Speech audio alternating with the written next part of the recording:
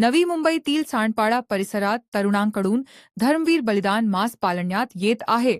छत्रपती संभाजी महाराजांच्या जाज्वल्य इतिहासाची आठवण आणि त्यांच्या महान बलिदानाचे महत्त्व आजच्या तरुण पिढीपर्यंत पोहोचावे या उद्देशाने विविध उपक्रमांचे आयोजन करण्यात येत आहे।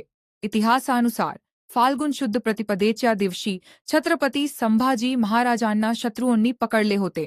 त्यानंतर तब्बल महिनाभर अमानुष छल सहन केल्यानंतर फाल्गुन अमावस्येच्या दिवशी त्यांची निर्दयीपणे हत्या करण्यात आली।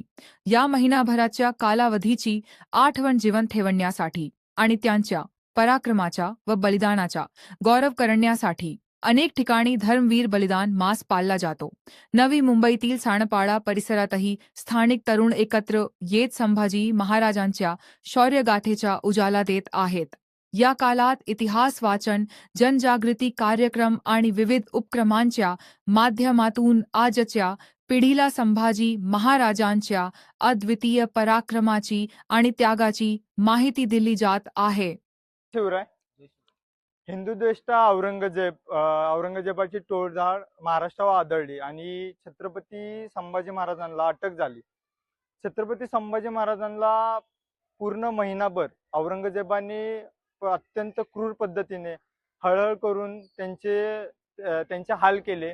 महाराज पकडले गेल्या क्षणापासून ते त्यांच्या शेवटच्या दिवसापर्यंत त्यांचे एक एक दिवस त्यांचे अवयव तोडत होते। त्यांच्या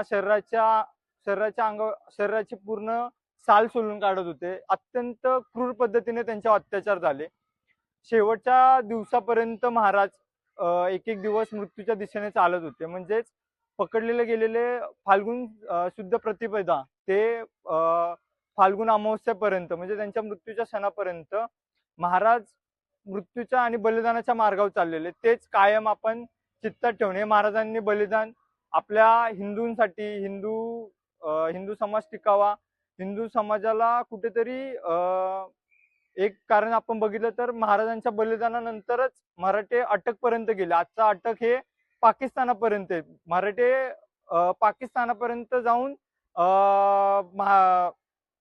राज्य केलं असं म्हणू शकतो। ते कुठेतरी महाराजांच्या बलिदानामुळेच होतं। तर हे बलिदान कुठेतरी आपल्यात त्याची जाण असावी। छत्रपती संभाजी महाराज आणि छत्रपती शिवाजी महाराज हे कुठेतरी आपल्या मनात आपल्या विचारात असावेत, ह्यासाठी हे बलिदान मास आहे। तरी पकडले गेलेल्या दिवसापासून ते शेवटच्या क्षणापर्यंत दररोज आपण हे बलिदान मास पाळतो।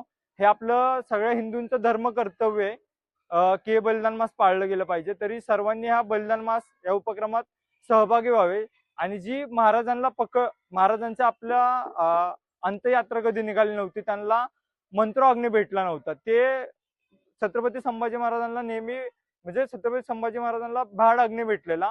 ते कुठेतरी शैल्य मनात आपल्या हिंदूंचे आहे म्हणून आपण त्या गोष्टीसाठी शेवटच्या दिवशी मुकपद यात्रा काढतो। तरी सर्व हिंदूंनी त्या मुकपद यात्रेत सहभागी व्हावं विनंती।